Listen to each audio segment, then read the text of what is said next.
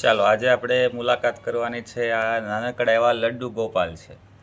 એ લડ્ડુ ગોપાલની પૂજા કરનાર આ માનભાઈ છે.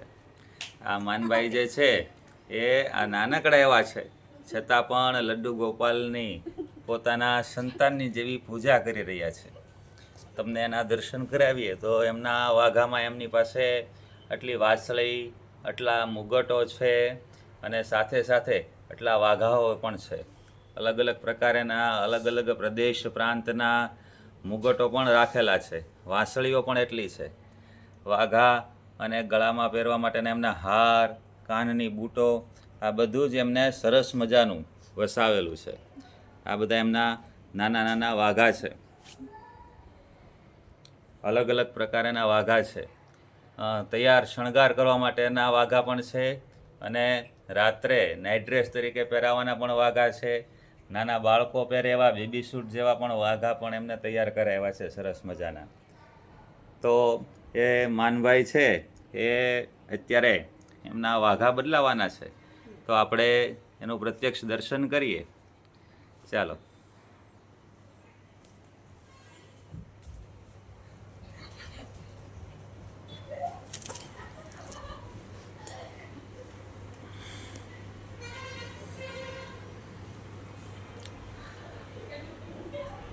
અત્યારે લડ્ડુ ગોપાલને લઈને બહાર ગામ જવાનું છે, તો એમને બહાર ગામ જવામાં અકળામણ ન થાય એવું કહે છે, એટલા માટે સરસ મજાના મજા આવે તેવા વાઘા પહેરાવી રહ્યા છે માનભાઈ.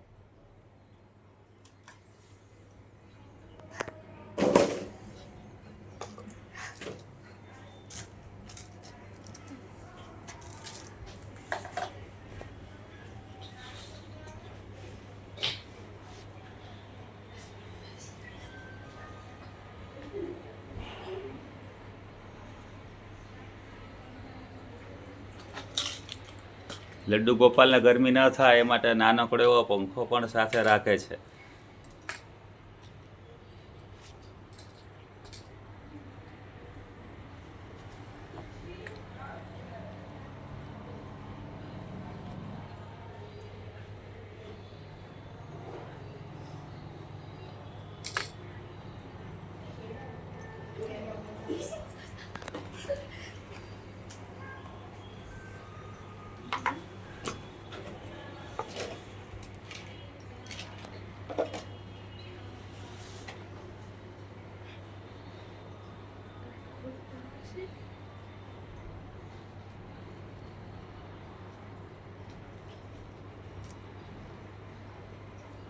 આ પૂજા વિધિ માનભાઈને કોઈએ શીખવાડી નથી, પણ કહેવાય ને કે અમુક સંસ્કારો લોહીમાં આવે.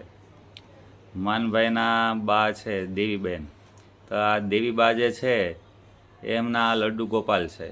પોતે હવેલીનો ધર્મ પાળે છે, ચુસ્ત વૈષ્ણવ છે.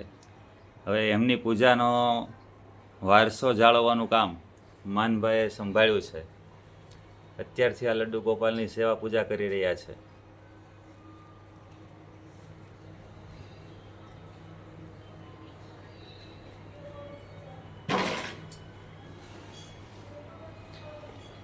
આ સાથેનો બીજો પણ એક વિડીયો મૂકેલો છે, એમાં પણ તમે જોઈ શકશો કે રાત્રે શયન માટે પણ ભગવાનને સરસ રીતે તેઓ હાલરડું ગાઈને સુવડાવતા હોય તેવી રીતે સુવડાવી પણ રહ્યા છે.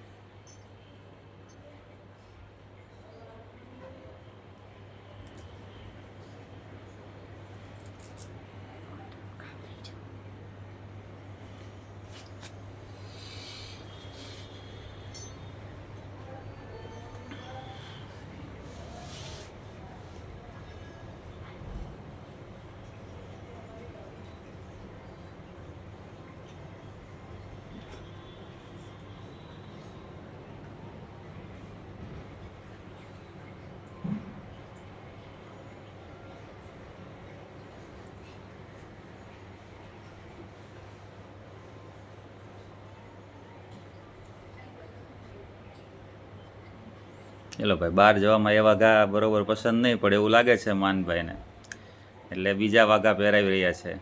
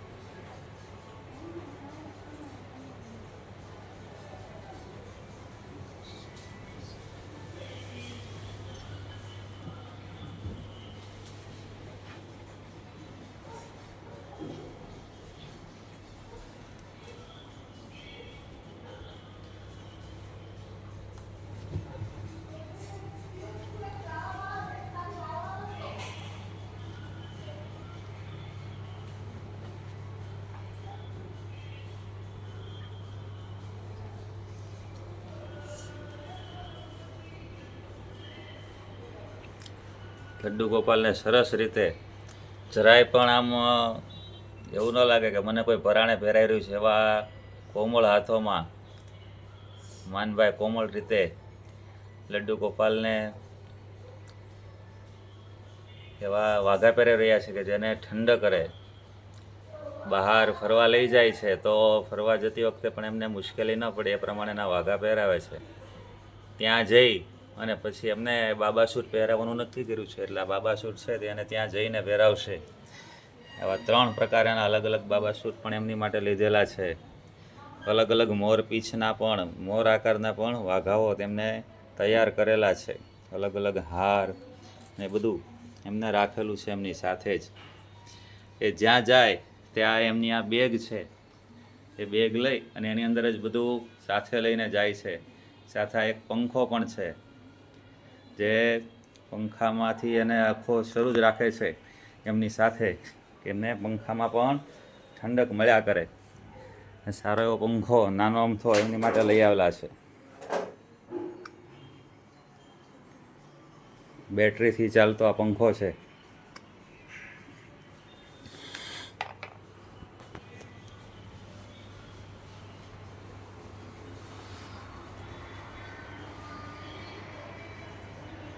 સરસ મજાના વાઘા પહેરાવી દીધા છે. હવે પાછા એમને એમના સ્થાને બેસાડી દે છે.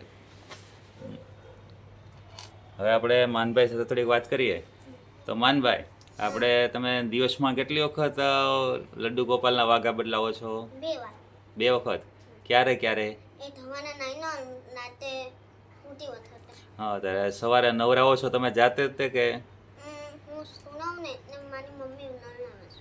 એમ તમે સ્કૂલે ગયા હો એટલે, અને રજા હોય ત્યારે ત્યારે હું નવરાવું. ત્યારે તમે નવરાવો છો? તો શેમાં નવરાવો છો એને? બાથટબ. બાથટબ લઈ આવ્યા છો? હા. અરે વાહ! તો બાથટબમાં તમે એને બધું પંચામૃત ને એવું કરીને નવરાવો છો એવું સાંભળ્યું છે. હા. હે, તો આવો તમે દરેક જ્યારે રજા હોય ત્યારે આવું તમે જાતે કરો? હા. સરસ. અને અત્યારે તમે બહાર આવ્યા છો તો લડ્ડુ ગોપાલને સાથે લઈને આવ્યા છો? હા. સરસ. તો આ બધા વાઘા તમે એમના સાથે જ રાખો છો જ્યારે જાઓ ત્યારે? હા. હા. આ ટોપી, સરસ મજાની ટોપી પણ તમે પહેરાવી દીધી લડ્ડુ ગોપાલને. વાહ ભાઈ વાહ. તો આપણે મળ્યા ભાવનગરના પુત્ર એવા માનભાઈને, અને દેવીબાના પૌત્ર કે જેમને વારસામાં સંસ્કારની અંદર આ લડ્ડુ ગોપાલની પૂજા મળેલી છે. તો આપણે આવી રીતના મળતા રહીશું ફરી વખત, પણ એમને આપણે ફરી વખત એમના વાઘાના અને એના બધાના દર્શન કરીએ કે આ સરસ મજાના લડ્ડુ ગોપાલને તૈયાર કરી અને હવે માનભાઈ અમને બહાર ફરવા લઈ જઈ રહ્યા છે. તો આવજો. જય શ્રી કૃષ્ણ.